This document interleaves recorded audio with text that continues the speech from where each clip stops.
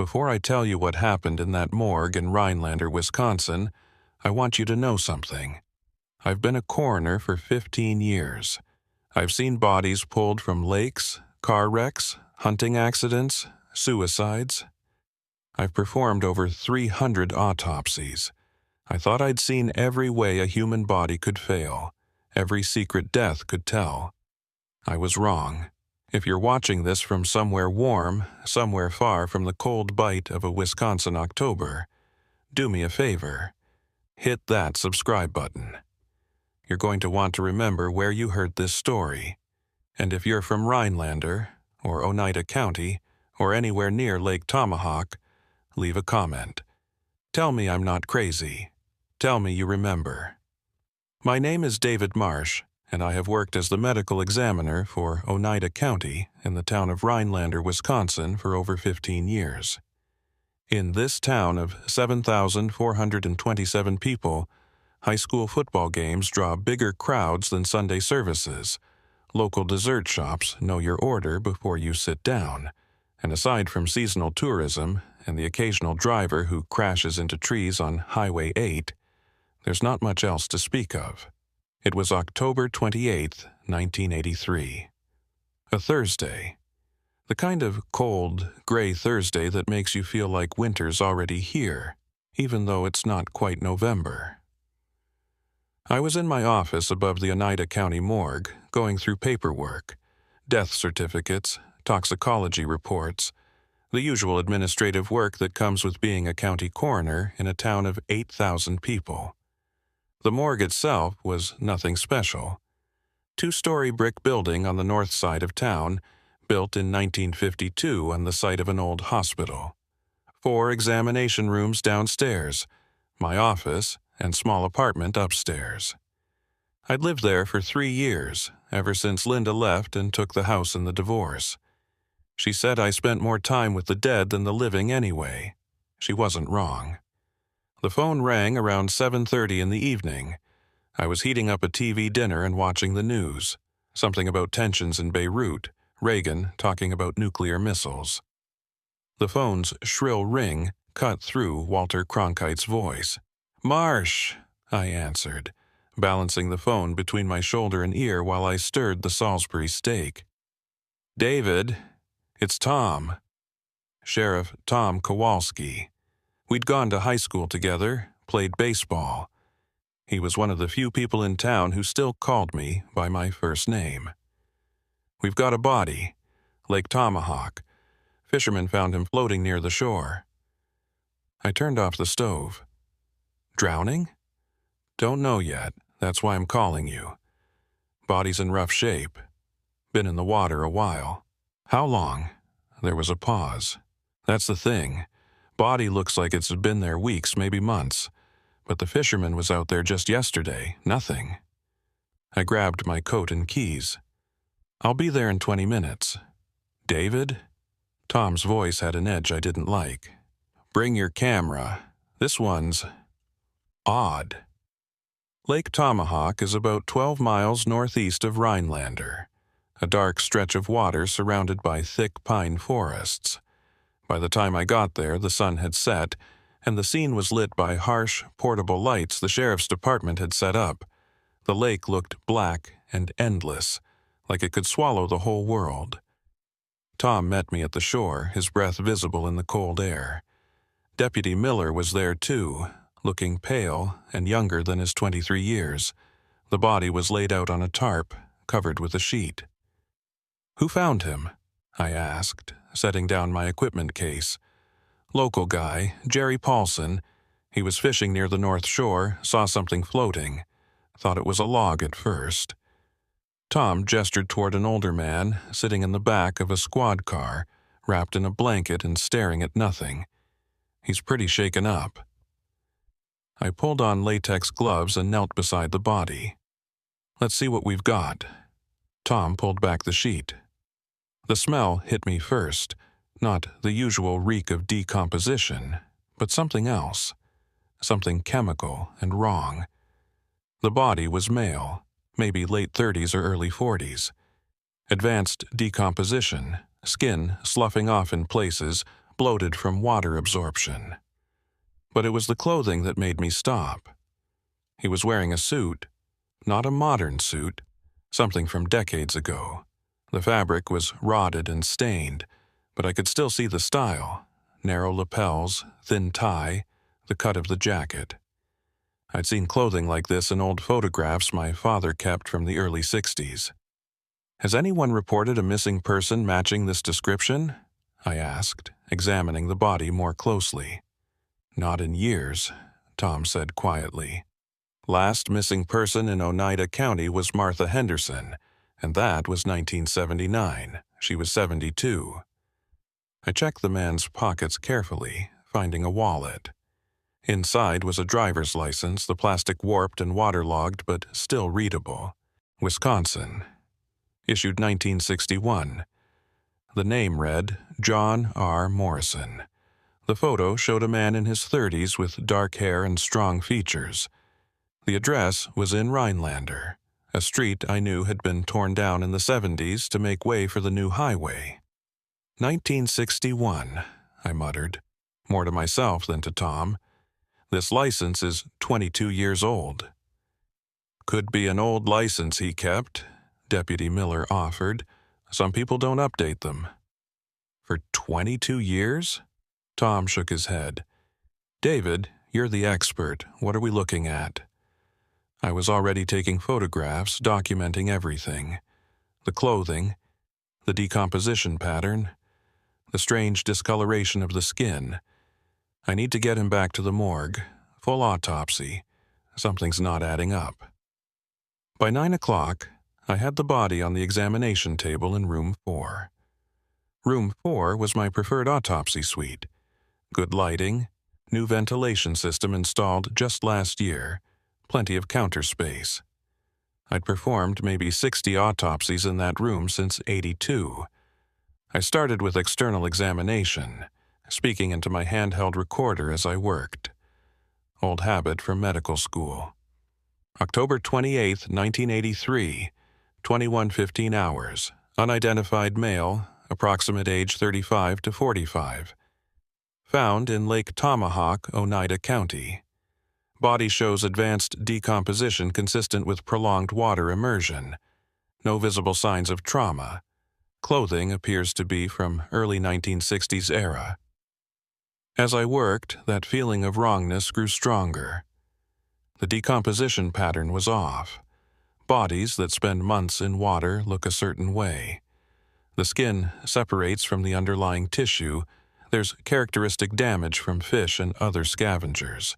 But this body, it was almost like it had been preserved, then submerged. The tissue had a waxy quality I associated with embalming, but there were no signs of embalming fluid injection sites. I found a watch on his left wrist, the face cracked and filled with water. It had stopped at 3:47.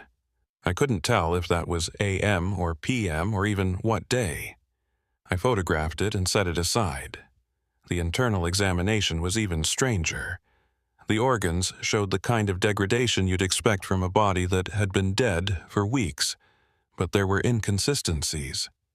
The heart tissue, when I sectioned it, showed signs of old scarring, evidence of a previous cardiac event, maybe years before death. But the lungs looked almost fresh.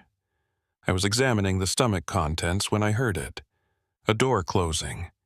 Downstairs, in the loading bay. I glanced at the clock. 11:43 p.m. No one should be here. Tom had gone home hours ago, and I hadn't called for any pickup services. I set down my instruments and walked to the door, stripping off my gloves. "Hello?" The building was silent, except for the hum of the refrigeration units. I was about to go back to work when I heard footsteps. Someone was coming up the hallway toward the room 4. "Tom, that you?" The footsteps stopped right outside the door. The door handle turned slowly. I don't know why my heart was pounding. I deal with death every day. I've been alone in this building 1,000 times. But something about those footsteps, the slow turn of that handle, it made my skin crawl. The door opened, It was Deputy Miller, looking even younger and more frightened than he had at the lake. He was pushing a gurney, another body bag. "Jesus, Miller, you scared the hell out of me," I said, my hand over my chest. "What are you doing here? It's almost midnight." Miller's face was gray. "Sheriff sent me. We've got another one." "Another drowning?" He shook his head. "No. Found him in a ditch off Highway 47.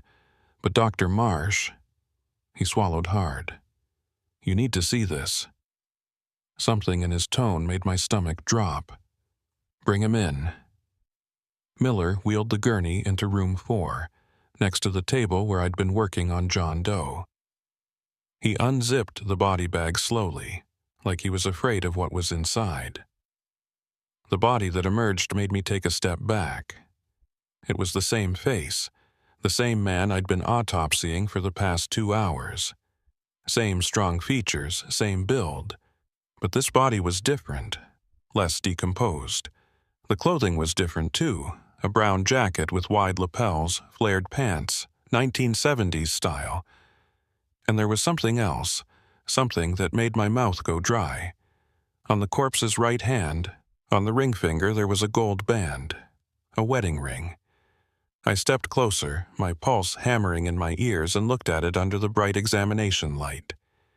Inside the band, engraved in tiny letters, I could just make out the inscription, DM plus LM 1968, David Marsh and Linda Marsh. My wedding ring, the one I'd lost 4 years ago. I looked at the face of the corpse again, really looked at it this time.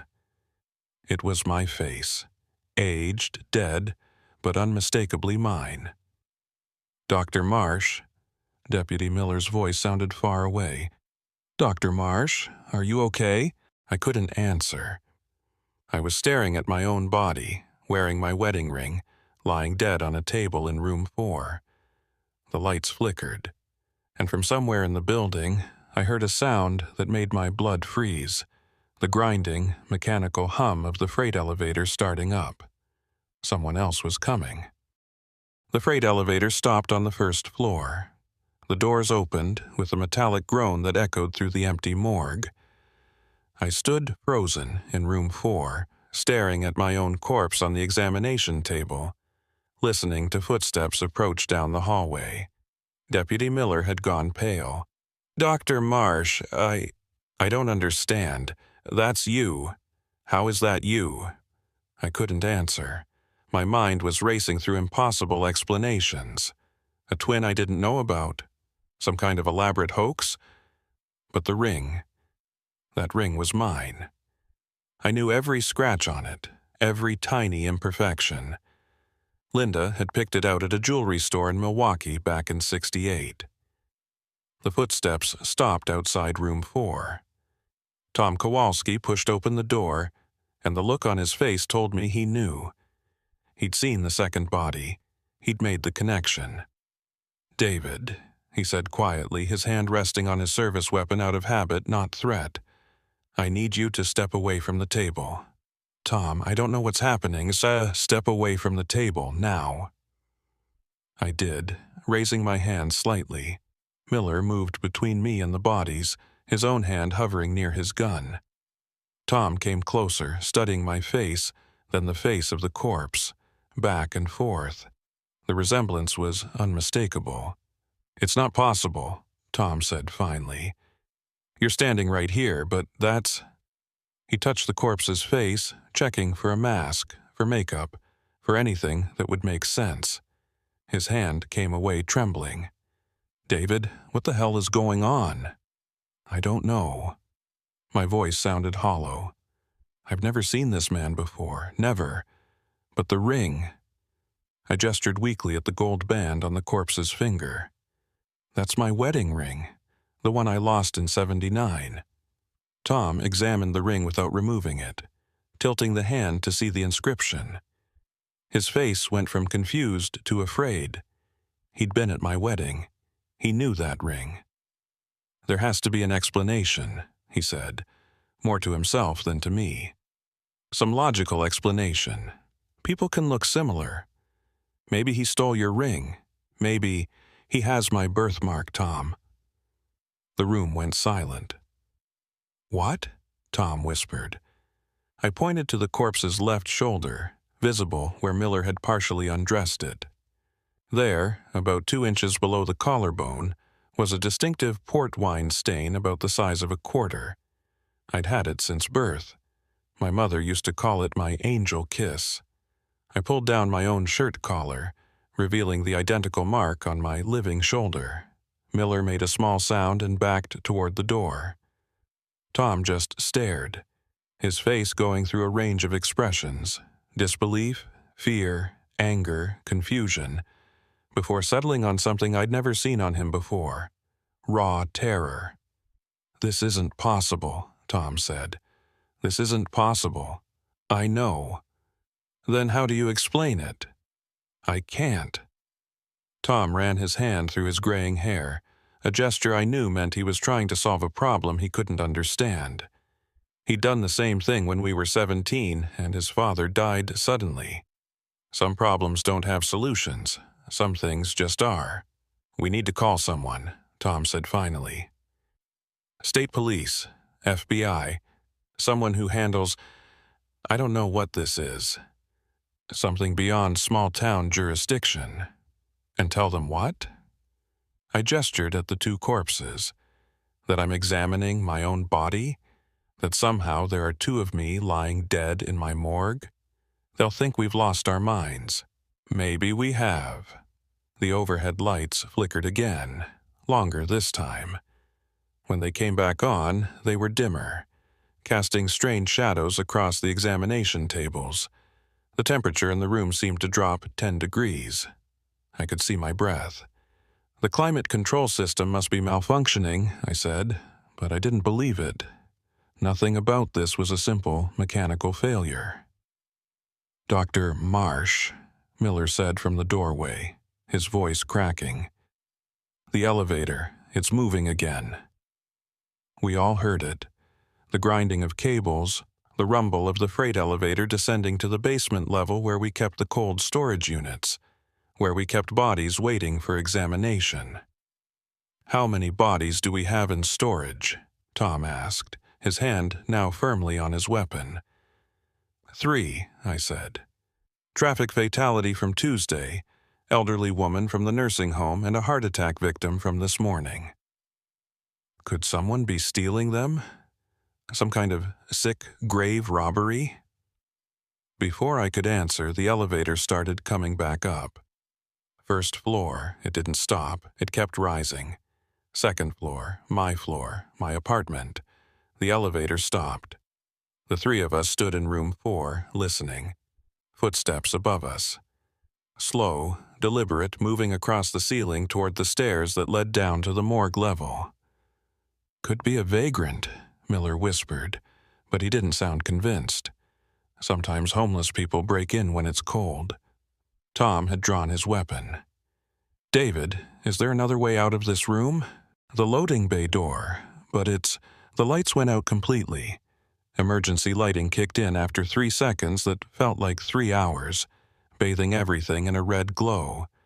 And in that crimson light I saw something that made my professional composure finally crack.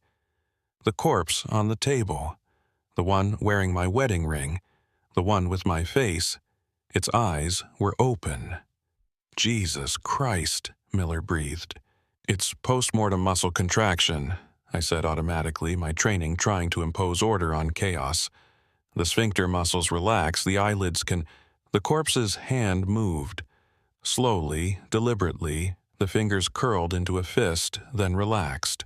The movement was unmistakable. Impossible, but unmistakable. Tom raised his gun, his hand shaking. "David, tell me that's normal. Tell me bodies do that." "They don't." The footsteps on the stairs were getting closer. Steady, unhurried. Someone was coming, and from the sound they were carrying something heavy. "We need to leave," Tom said. "Now. Out the loading bay. All of us right now." But I couldn't move. I was staring at the corpse's open eyes, and in the red emergency lighting they looked almost alive. And something in those eyes, my eyes, was familiar. Not the eyes of a stranger. The eyes of someone who'd seen what I'd seen. Known what I'd known. The eyes of someone who'd lived my life. The door to room 4 opened. A tall figure stood silhouetted in the doorway, backlit by the red emergency lights in the hallway. It was pushing a gurney. On the gurney was another body bag. "Dr. Marsh," a voice said, and it took me a moment to realize it was Emily Chen, one of the EMTs from Rhinelander General. "I'm sorry to bring this in so late. Sheriff said it was urgent. Found off County Road M about 2 miles from the cemetery." "Emily," Tom said, his gun still drawn but lowered slightly. "How did you get in? The building's locked." "Front door was open," she said, sounding confused. "I just pushed it and walked in. Dr. Marsh usually leaves it unlocked when he's expecting deliveries." I never left the front door unlocked. Never. Tom and I exchanged glances. Miller looked like he might bolt at any second. "What have you got?" I heard myself ask, my voice steady despite everything. Emily wheeled the gurney into the room. "Sheriff didn't give me details. Just said you needed to see this one immediately. Do you want me to wait, or—" "You can go," Tom said. "We'll handle it from here." Emily nodded and left, her footsteps echoing down the hallway. We heard the front door close, the lock clicking into place. The sound seemed too final. "Don't open it," Miller said. "Whatever's in that bag, we don't open it."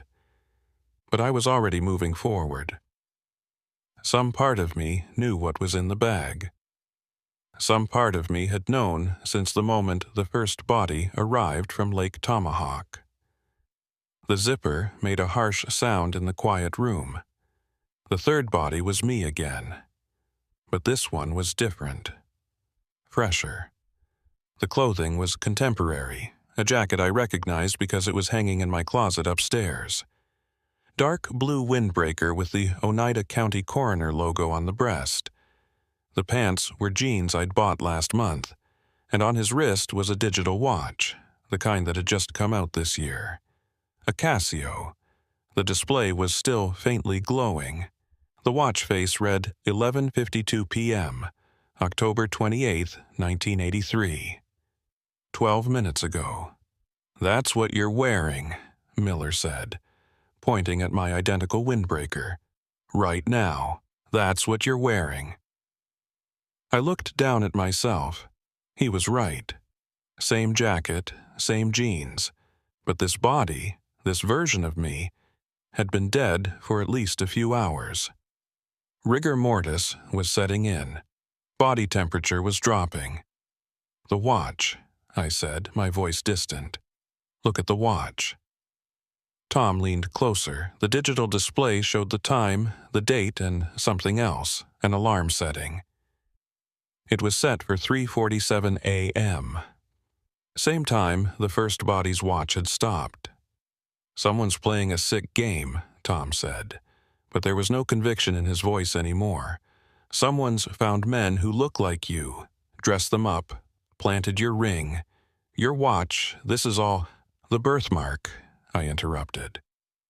"They all have the birthmark, Tom, all 3 of them."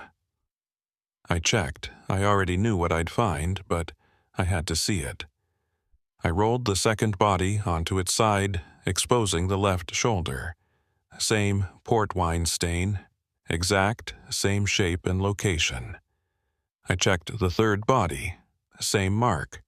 3 corpses, all with my face, my birthmark, my personal effects. All dead of different causes at different times, but all arriving tonight, all brought to room 4. "This is some kind of temporal anomaly," I said, and even saying it out loud made me feel insane. "Multiple versions of the same person from different points in time. That's science fiction," Tom said. "That's not real. Then explain this. Explain 3 bodies with the same face, the same birthmark, personal effects that shouldn't exist together. Explain a corpse's hand moving. Explain any of this. Tom couldn't. None of us could. The digital watch on the 3rd body beeped softly. 11:59 p.m. 1 minute until midnight. 1 minute until October 29th. We need to get these bodies into cold storage, I said, forcing myself back into professional mode. I need to examine them properly, under proper conditions. I need to document everything, run DNA tests if necessary, dental records. David! Tom's voice was sharp. Listen.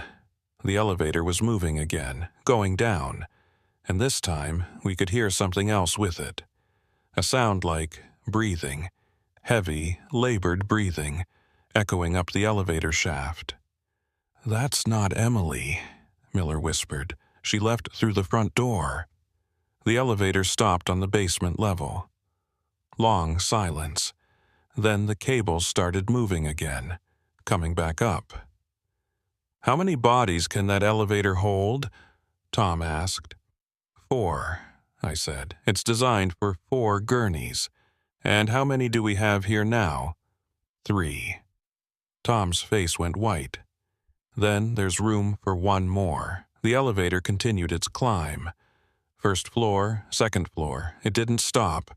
It went to the basement, and now it was coming back up with something, or someone, and the breathing sound was getting louder, closer, more frantic. The elevator stopped. The doors opened. 4 gurneys rolled out into the hallway on their own, wheels squeaking on the linoleum floor.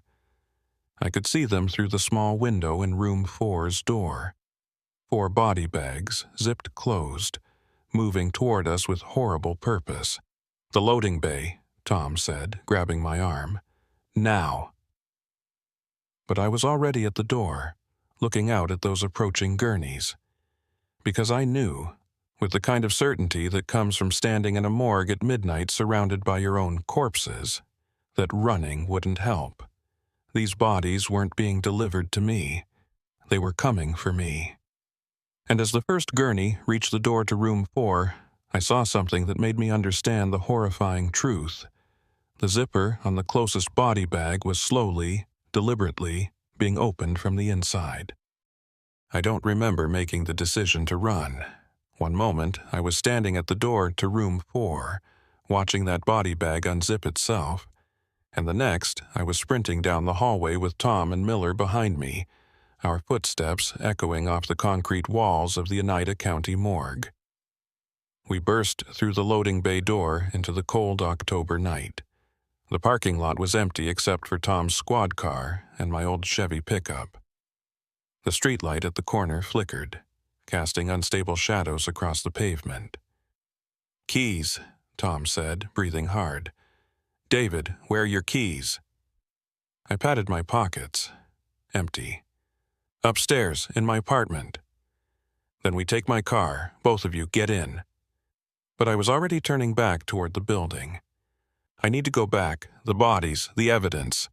Tom grabbed my arm hard enough to hurt. "Evidence? David, your own corpses just wheeled themselves down a hallway. This isn't an investigation anymore. This is survival." "He's right, Dr. Marsh," Miller said, his young face pale in the streetlight. "Whatever's happening in there, it's not natural. We need to get out, call for backup, call someone who—" The loading bay door slammed shut behind us. We all jumped. Through the reinforced glass, I could see shapes moving in the hallway. 4 gurneys lined up, perfectly still now. The body bags were all zipped closed again. "Did we imagine that?"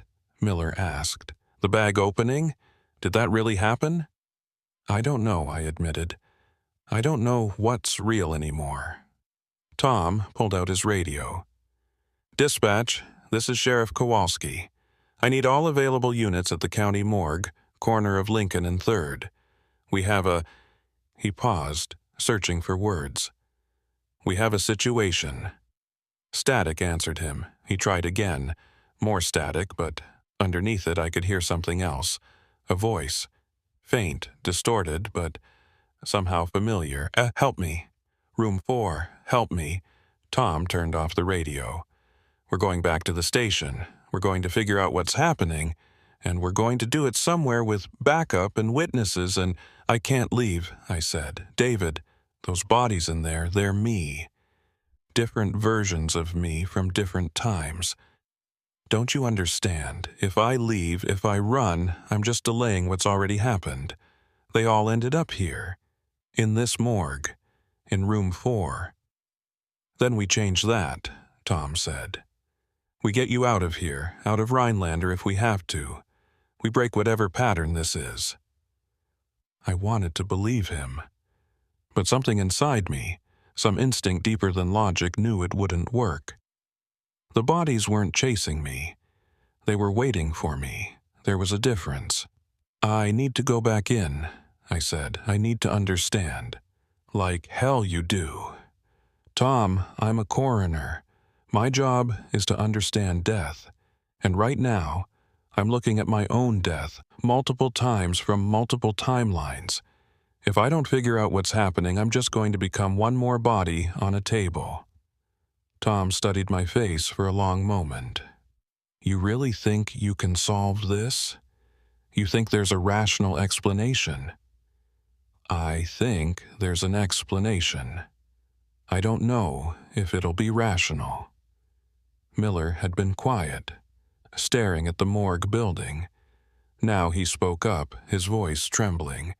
Dr. Marsh, when I brought in that second body, the one with your ring, I found something in his pocket.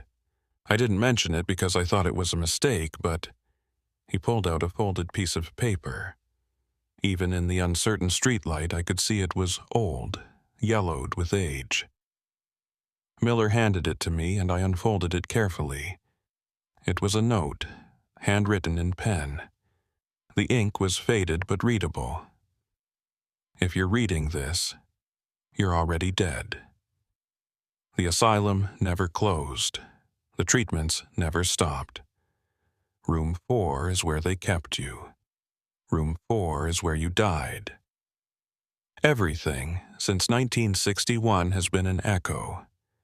You need to remember. You need to stop trying to live. D.M. My hands were shaking. The handwriting was mine. I knew every loop of every letter, every slight slant to the right that I'd developed in medical school. But I'd never written this note. 1961, I said quietly. That's what the first body's driver's license said. 1961. What asylum? Tom asked. There hasn't been an asylum in Rhinelander since... He stopped. His face went pale. Oh, God. What? The building, Tom said. The morgue building. Before it was a morgue, before it was a hospital, it was... David, it was the Northern Wisconsin Asylum for the Mentally Ill. It operated from 1890 until 1952. My grandfather worked there for a year. He never talked about it.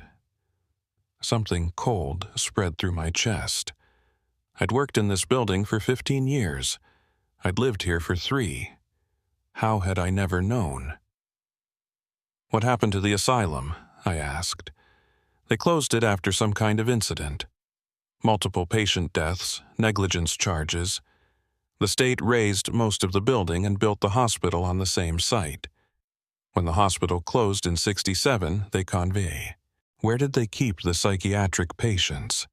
Tom's voice was barely a whisper. The basement. They had special rooms in the basement for patients who were violent or catatonic. Rooms with reinforced doors, observation windows, restraints. How many rooms? I don't know. My grandfather never said. But David, you can't be thinking, I need to see the basement. The old basement, the original foundation. There is no old basement. They filled it in when they built the hospital. But I was already remembering something. When they'd installed the new ventilation system last year, The contractors had found a void behind the north wall of the cold storage area. They'd asked me if I wanted them to investigate, but I told them to just wall it back up. It wasn't worth the expense. What if that void was a room? An old asylum room that had been sealed off for 30 years. "I'm going back in," I said. "You two can wait here or come with me, but I'm going back in." Tom looked at Miller, then back at me. "If we do this, we do it smart. We stay together, we don't split up, and at the first sign of anything impossible, we leave. Agreed?" "Agreed." We walked back to the loading bay door. It opened easily, despite having slammed shut on its own moments before. The hallway beyond was empty now. The 4 gurneys were gone. "Where did they go?" Miller whispered. "Room 4, I said. "They always end up in room 4. We moved through the morgue slowly, Tom in front with his service weapon drawn, me in the middle. Miller bringing up the rear with his flashlight. The emergency lighting was still on, painting everything in shades of red. Our footsteps seemed too loud in the silence. When we reached room 4, the door was closed. Through the small window I could see the examination tables. All 4 bodies were there, lined up side by side. But they weren't on gurneys anymore. They were on tables arranged for autopsy. And standing over them, I could see a figure in a white coat. His back was to the door, but I knew who it was even before he turned around. It was me, another version of me, older, grayer, wearing the same white coroner's coat I wore every day.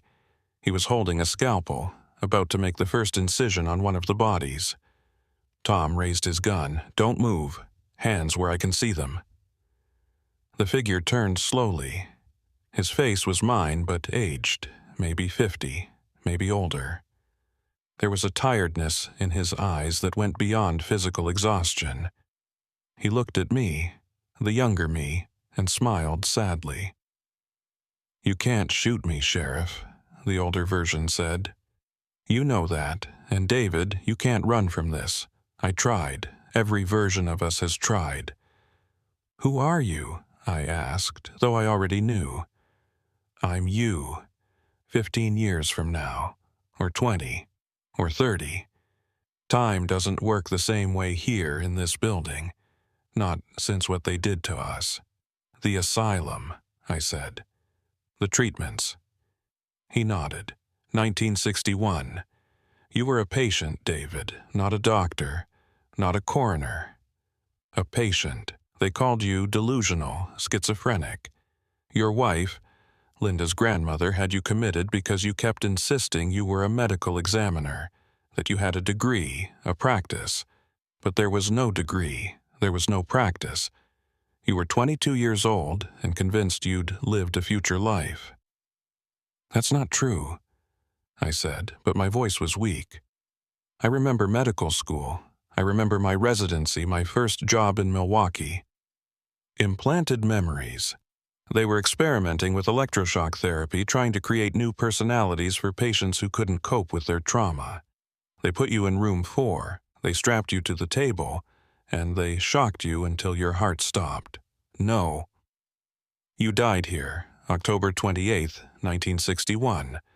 Your body was buried in an unmarked grave behind the asylum, but something went wrong with the experiment. Your consciousness didn't die. It fragmented across time, creating echoes.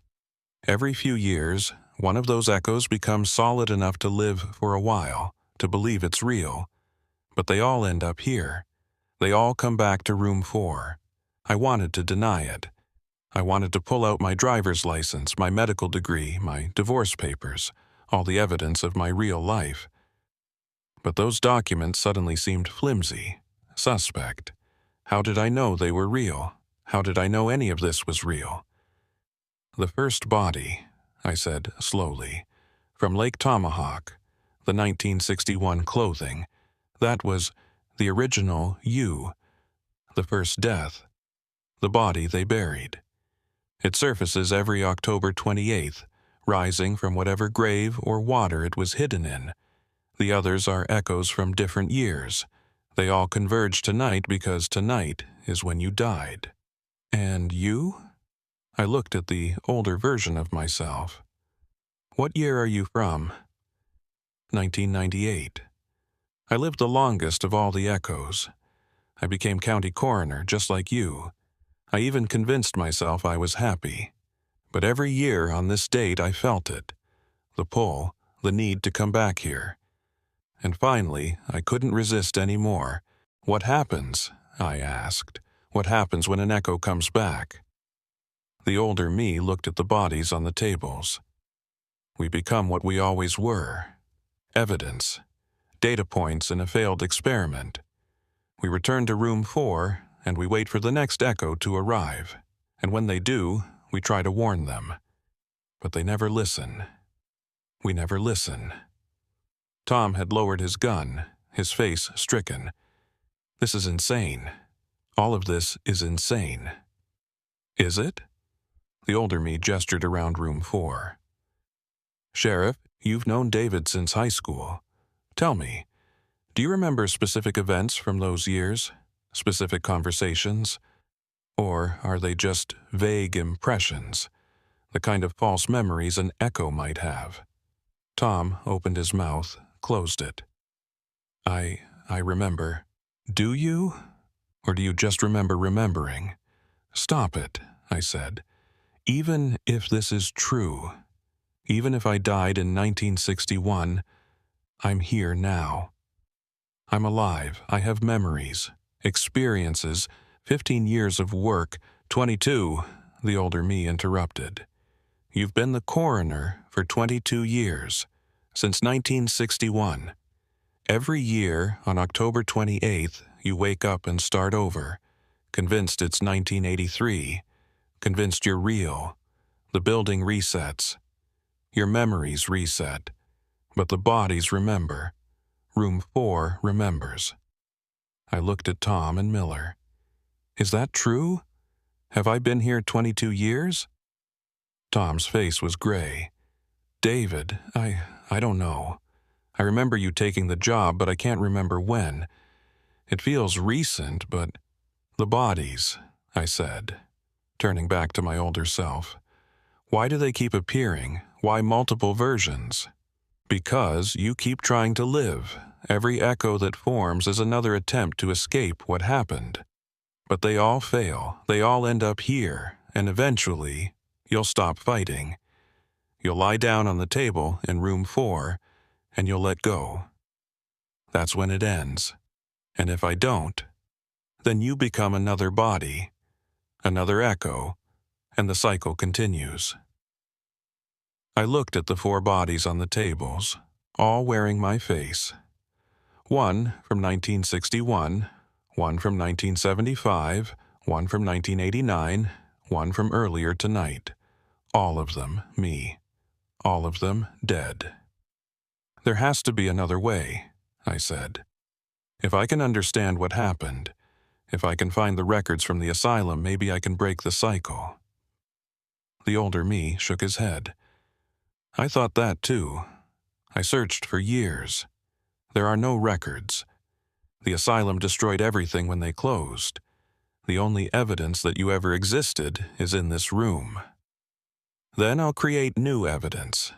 I'll leave this building. I'll drive to Madison.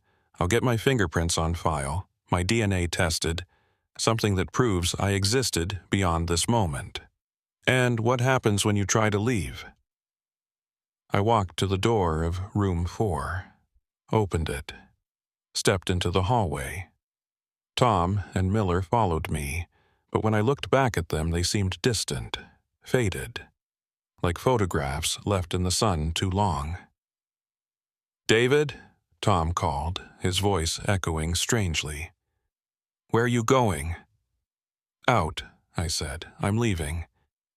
I walked down the hallway toward the loading bay. The corridor seemed longer than it should be, stretching away into darkness. The red emergency lights flickered overhead, and I could hear that breathing sound again. Heavy, labored, coming from everywhere and nowhere. I reached the loading bay door, pushed it open. The parking lot was gone. Instead, I was looking at a white-tiled room.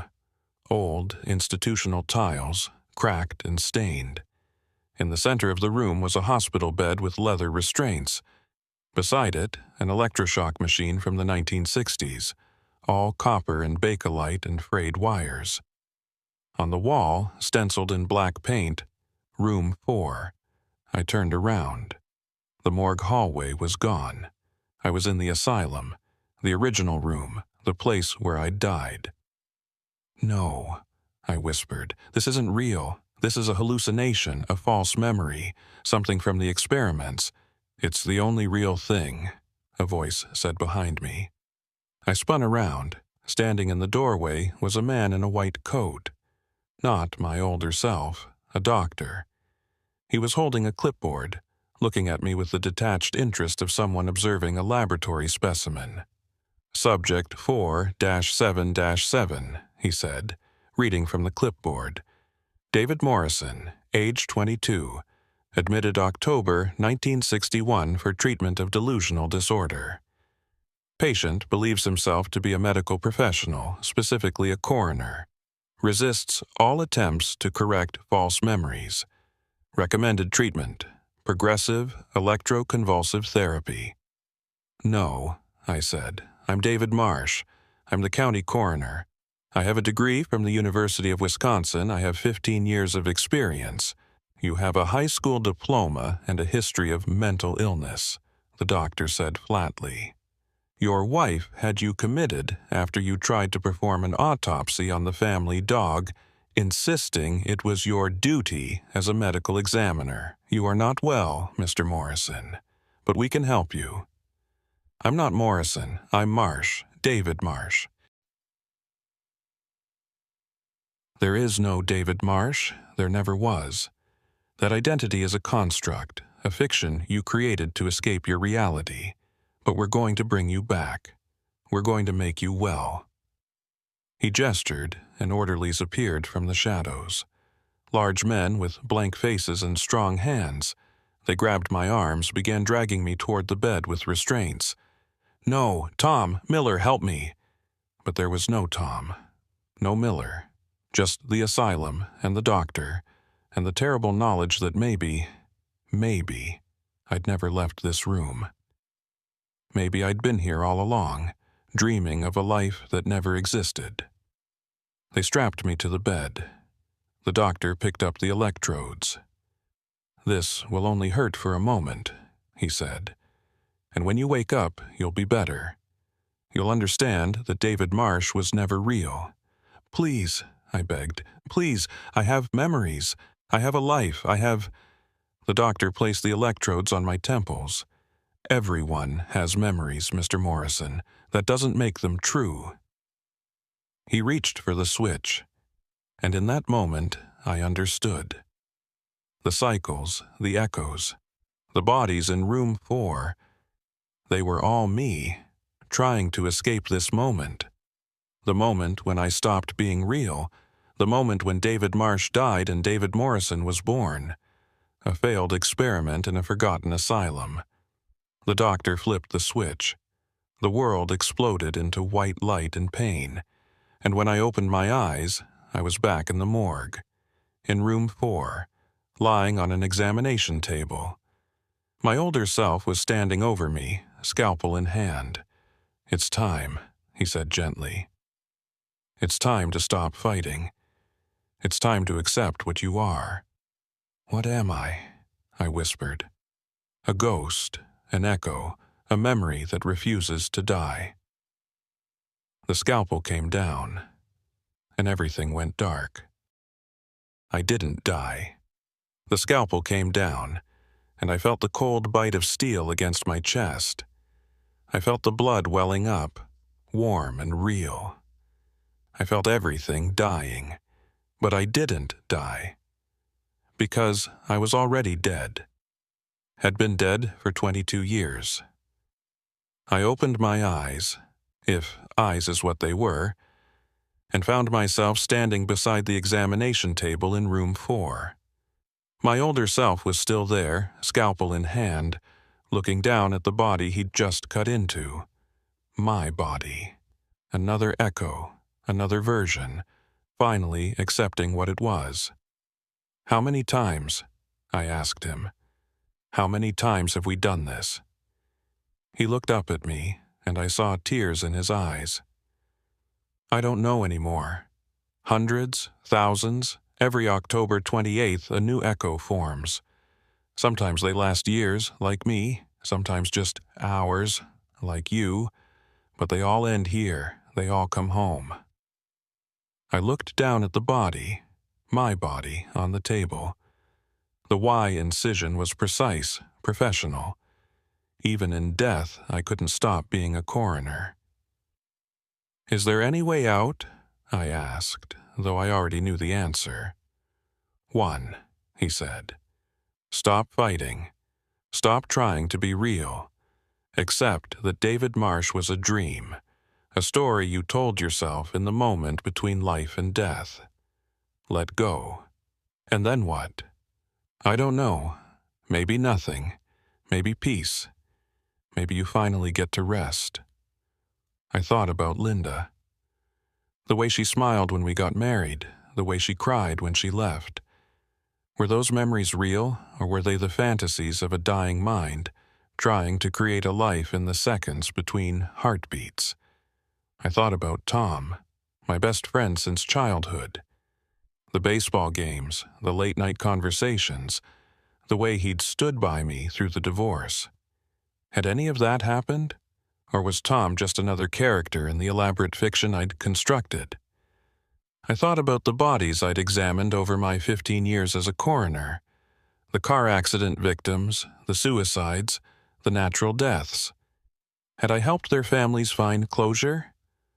Or had I just been a ghost performing a ghost's duties, going through the motions of a life that never was? "The asylum," I said. "What really happened there? The truth?" My older self set down the scalpel. "You want the truth? Fine. You were 22 years old. You'd just gotten back from Vietnam. You saw things there that broke something inside you. When you came home, you couldn't cope. You started having delusions, believing you were different people. A doctor, a lawyer, a coroner. Your parents tried to help, but you got worse. Finally, they committed you to Northern Wisconsin Asylum. And the treatments?" Electroshock therapy was common in the 60s. They thought they could reset your brain, make you normal again. But something went wrong during your 4th session. Your heart stopped. They tried to revive you, but it was too late. You were dead for 4 minutes before they gave up. 4 minutes, I repeated. That's how long the brain can survive without oxygen. That's how long you've been alive. 4 minutes stretched across decades. Every memory, every experience, every moment of your life, as David Marsh, it all happened in those 4 minutes while your brain was dying. The red emergency lights flickered again. Through the window in the door, I could see the hallway starting to change. The modern morgue was fading, replaced by old asylum walls, white tiles, institutional green paint. The building was reverting to what it had always been. "It's happening," my older self said. "The reset. Soon it'll be October 28th, 1983 again. A new echo will wake up, convinced he's the county coroner, convinced he's real, and the cycle will continue. Unless I stop it." How? I looked at the 4 bodies on the tables. All of them me, all of them trying so desperately to live, to be real, to matter. "By remembering," I said. "By holding on to the truth, even when the building tries to make me forget." "You think you're the first echo to try that?" I tried. The version from 1989 tried. We all tried. But the building is stronger than we are. Room 4 is stronger. When you wake up tomorrow, when the new echo wakes up, he won't remember this conversation. He'll just be David Marsh, county coroner, starting another ordinary day. Then I'll leave him a message, something he can't ignore. I walked to the desk in the corner of room 4, where I kept my examination notes. I found a piece of paper and a pen, but when I tried to write, the pen wouldn't make a mark. The ink seemed to evaporate as soon as it touched the page. "Ghosts can't write," my older self said. "We can't create anything new. We can only repeat what we've already done." But I remembered the note Miller had found, the one that said, "If you're reading this, you're already dead." Someone had written that. Some version of me had found a way. "The bodies," I said suddenly. "The bodies can carry messages." I walked to the examination table and looked at the corpse from 1975, the one wearing my wedding ring. His skin was cold and waxy, but when I touched him, I felt a connection, a resonance. We were the same person, the same consciousness, just different moments in time. I closed my eyes and concentrated. If I was an echo, a fragment of a dying mind, then maybe I could imprint something onto another fragment. A memory, a warning, a truth. The corpse's eyes opened. "Jesus," my older self breathed. "How are you doing that?"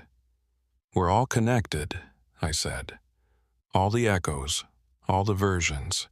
We're all the same person dying in the same moment. If I can make one body remember, maybe they all will." The corpse's mouth moved. At first, no sound came out. Then slowly a whisper. "Room 4. Must remember. Room 4. I moved to the next body. Then the next, each one, I tried to imprint the same message, the same warning. By the time I reached the 4th body, the fresh one from just hours ago, I was exhausted in a way that had nothing to do with physical fatigue. "It won't work," my older self said, but his voice was uncertain. "Even if they remember, what difference will it make? They'll still end up here. They'll still die." "Maybe," I said.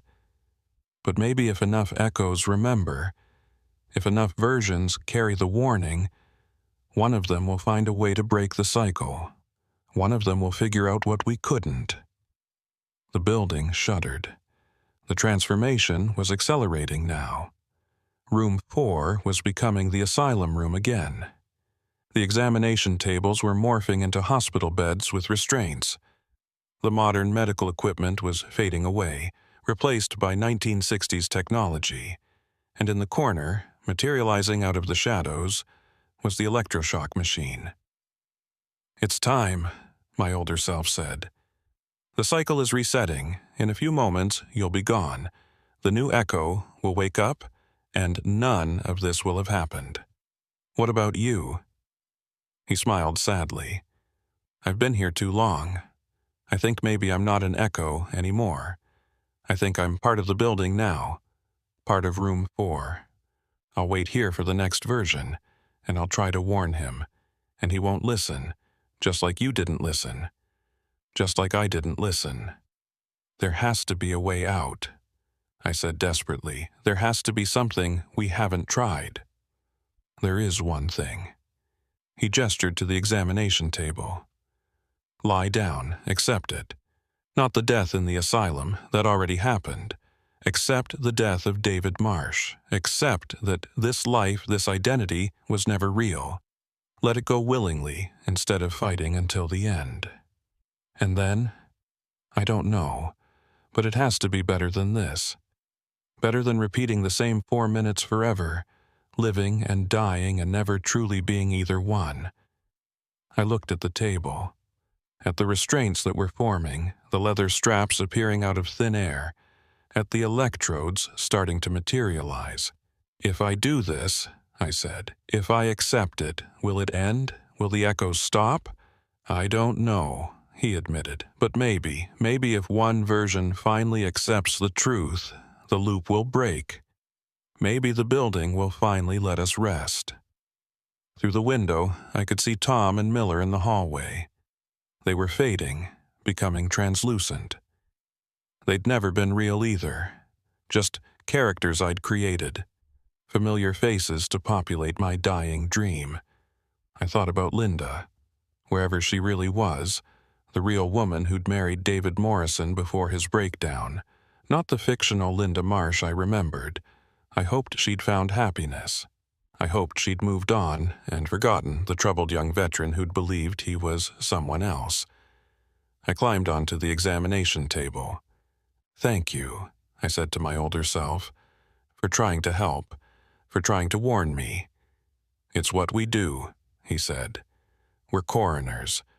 We try to understand death, even our own." He reached for the restraints. "Wait," I said. "One more thing. The message. Make sure the next echo sees it. Make sure every echo sees it. Keep leaving the warnings until one of them understands." "I will," he promised. "Even if it takes 1,000 cycles, even if it takes forever." He secured the restraints around my wrists and ankles. The leather was old and cracked, but it held firm. I was strapped to the table in room 4, just like David Morrison had been strapped down in 1961. The circle was complete. My older self picked up the electrodes. They were cold against my temples. "Will it hurt?" I asked. "I don't know. I've never made it this far." "Then you're finally doing something new." He smiled. "Maybe we both are." He reached for the switch on the electroshock machine. And in that moment, I felt something shift. Not in the room, but in the air itself, in the fabric of whatever reality this was. The loop, the endless cycle of echoes and deaths and rebirths. It wavered, like a film reel skipping a frame. "Do you feel that?" I asked. "Yes," he whispered. I think it's working." The building groaned. The walls of room 4 flickered between asylum and morgue, unable to decide which reality to maintain. The 4 bodies on the tables began to glow with a faint blue-white light. "They're remembering," my older self said in wonder. "All of them. Every echo, every version. They're all waking up." I closed my eyes and felt it. 1,000 consciousnesses, all connected, all me. Every echo that had ever formed, every David Marsh or David Morrison or whoever I'd been across the decades, they were all here, in this moment, sharing this experience. And for the first time in 22 years, we were all aware of each other. "We are not real," I said, and my voice echoed with the voices of 1,000 echoes. "We are memories of a dying man. We are 4 minutes stretched into decades. We are ghosts haunting our own lives. We are not real," the echoes repeated, speaking through the bodies on the tables, through the walls of the building, through the very air itself. And because we are not real, we can choose to stop. We can choose to stop. We can rest. We can rest. My older self looked at me with tears streaming down his face. "Are you sure?" "I'm sure," I said. "For all of us. For every echo that came before and every echo that might come after. It's time to let David Marsh die. Really die. Finally die." He nodded and flipped the switch. The electricity hit me like the hand of God. I want to tell you what happened next, but I'm not sure I can. The experience was beyond words, beyond description. It was like dying and being born and never existing all at the same time. The echoes, all of them, all of us, we converged. 1,000 versions of David Marsh collapsing into a single point, like a star going supernova in reverse. I felt every memory, every life, every death. I lived 15 years as a coroner in Rhinelander. I lived 30 years. I lived 5 days. I died in Lake Tomahawk. I died on Highway 47. I died on an examination table. I died in an asylum. And then, finally, I died for real. When I opened my eyes, I was somewhere else. Not the morgue, not the asylum. Somewhere between. I was in room 4, but it was empty. Clean. The examination tables were gone, the bodies were gone, even my older self was gone. It was just me, alone in a white-tiled room with a single door. On the door was a placard, "Exit." I walked toward it. My hand touched the handle. It was warm. Behind me, I heard a voice. Young, uncertain. "Dr. Marsh?" I turned. Standing in the room was a young man in a coroner's coat. He looked confused, disoriented. He had my face, younger, unlined, full of the confidence that comes from not knowing you're already dead. A new echo, the cycle beginning again. "Dr. Marsh?" he repeated. "I'm sorry, I think I got lost. Can you tell me how to get back to the examination rooms?" I looked at him, looked at the innocence in his eyes, the certainty that he was real. I could warn him, I could tell him everything. But would he listen? Would I have listened? No, I had to let him find his own way, had to let him live his 4 minutes, however long they might be. But I could leave him something, a gift, a hope. "Room 4, I said. "You'll find what you're looking for in room 4. He nodded, confused but trusting, and walked past me. As he passed, I felt a small pull, a temptation to follow him back into the cycle, to have another chance at being real. But I'd made my choice. I opened the door marked "Exit" and stepped through. On the other side was darkness, complete and absolute. For a moment I thought I'd made a terrible mistake, that this was just another trap, another layer of the asylum's torment. But then, slowly, the darkness began to change. I was in a hospital room, but not the asylum, a real hospital. I could tell because the equipment was modern. Too modern for 1961 or even 1983. There were machines I didn't recognize, screens showing vital signs I couldn't interpret. And on the bed, an old man was lying unconscious. He had to be in his 80s at least. His face was lined with age, but I could still see the features, still see the young soldier who'd come back from Vietnam and never really made it home, David Morrison. The real David Morrison. Still alive.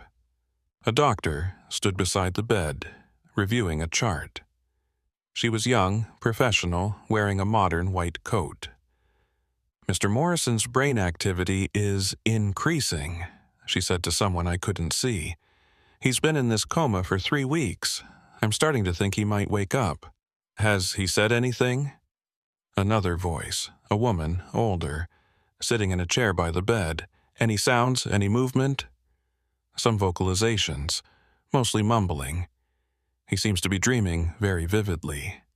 The REM activity is remarkable for someone in his condition." I moved closer to the bed and looked down at the old man. At David Morrison, at me, the real me, the one who'd survived Vietnam and the asylum and somehow made it to 2005. He'd been in a coma for 3 weeks, and in those 3 weeks he'd lived a lifetime as David Marsh, county coroner of Rhinelander, Wisconsin. "He keeps saying a name," the doctor continued. "Marsh. And something about room 4. Does that mean anything to you, Mrs. Morrison?" The woman in the chair, my wife, but not Linda, never Linda, shook her head. "He was at the Northern Wisconsin Asylum for a few months in 1961. Maybe something from there? Possibly. Coma patients sometimes relive old traumas." I stood there, invisible, watching the real David Morrison lying in a real hospital bed, and I finally understood. I wasn't an echo. I wasn't a ghost. I was a dream. A 3-week dream that felt like 22 years. A coma hallucination so vivid, so detailed, that it had created an entire life. An entire world. A morgue in a town that didn't exist. Examining bodies that were never real, living a life that never happened. David Marsh had never been real, but he'd felt real, and that had to count for something. The old man on the bed stirred. His eyes fluttered open. They were cloudy with age and confusion, but they were alive. "Where?" he croaked, his voice rusty from disuse. "You're in St. Mary's Hospital, Mr. Morrison," the doctor said gently. "You've been in a coma, but you're going to be okay." "Room 4, he whispered. Was I in room 4? "There is no room 4, honey," his wife said, taking his hand. "You're safe now. You're home." He looked around the room, confused and afraid, and for just a moment his eyes passed over where I was standing. I don't think he saw me, not really, but something in his expression changed. A flicker of recognition, of understanding. He'd been David Marsh for 3 weeks. He'd lived that life, felt that life. And even though it was a dream, even though none of it had been real, it had mattered. It had meant something. "I was a coroner," he said softly. "I helped people. I found the truth." "That was just a dream, dear," his wife said. "But you're awake now." "Yes," he agreed, but he was smiling. "Yes, I'm awake." And as I watched him smile, as I watched the real David Morrison choose to wake up and return to his real life, I felt myself begin to fade. David Marsh was done. His work was complete. He'd served his purpose, to be the life that David Morrison lived while his brain was healing, while his body was fighting its way back from the edge of death. Now it was time to let go. I walked to the window of the hospital room and looked out at the world. It was winter, December maybe, or January. Snow was falling softly over a city I didn't recognize. People were walking on the sidewalks, living their real lives in the real world, and I, a dream, watched them and felt something like peace. "Goodbye," I whispered to no one, to everyone, to all the echoes and versions and lives that never were. Rest well, and then I was gone. If you're listening to this story, if you've made it this far, then maybe you're wondering if any of it was real. If David Marsh really existed. If the Oneida County morgue really stood in Rhinelander, Wisconsin, if any of these events actually happened. The answer is no, and yes, and maybe. David Marsh was never real, but he existed for 3 weeks in the mind of a man in a coma. He lived, he worked, he died, he accepted his death, and in doing so, he helped that man wake up. The bodies in room 4 were never real, but they taught me, taught us, taught all the echoes, about the nature of death and memory and what it means to be alive. Room 4 was never real, but it's real enough if you need it to be, if you're dying and your brain is creating one last beautiful dream to shelter you from the darkness.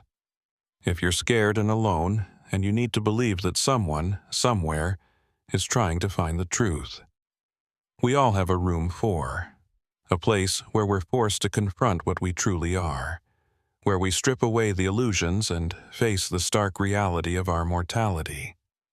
Some of us spend our whole lives avoiding that room. Some of us never find it at all. But if you do find it, if you're ever standing in that white-tiled space with the examination table and the bodies and the terrible truth, remember this: you are more than what you can see, more than what you can prove, more than the 4 minutes between heartbeats or the 3 weeks of a coma dream. You are every choice you made, every person you helped, every truth you found, every moment you chose to keep going even when going was hard. You are real because you believed you were real, and that belief, that faith in your own existence, is the only truth that matters. My name was David Marsh. I was the county coroner of Rhinelander, Wisconsin. I lived for 22 years, or 4 minutes, or 3 weeks, depending on how you measure. I examined over 300 bodies. I brought closure to hundreds of families. I found truth in death. And in the end, when I finally understood that I'd never been real, I learned the most important truth of all. It doesn't matter if you're real or a dream. What matters is that you lived, that you tried, that you mattered to someone, somewhere, somehow. I mattered. David Marsh mattered. And now, finally, I can rest. The old man lived another 12 years after waking from his coma. He never spoke about David Marsh again, except once, near the end, when he told his daughter that he'd dreamed he was someone else. Someone brave and dedicated. Someone who helped people find peace in death. His daughter, thinking he was rambling, just smiled and held his hand. When he died in 2017, there was a small funeral. Family, a few friends. Someone from the VA who'd helped him get treatment for PTSD over the years. A quiet ceremony for a quiet life. They buried him in a cemetery in Green Bay, Wisconsin. Not Rhinelander. Rhinelander, as it turns out, never had an Oneida County morgue. Never had a county coroner named David Marsh. But on his gravestone below his real name, someone had added an inscription. No one knew who ordered it or why. It read, "He found truth in death. And in room 4, whichever room 4 you believe in whatever building, whatever reality, the lights stay on." Waiting for the next person who needs to understand. Waiting for the next dream. Waiting for the next truth to be found. The examination table is always ready. The bodies are always there. And somewhere, somehow, David Marsh is still working. Still searching. Still finding the truth. Because some dreams don't end when you wake up. Some dreams become something more.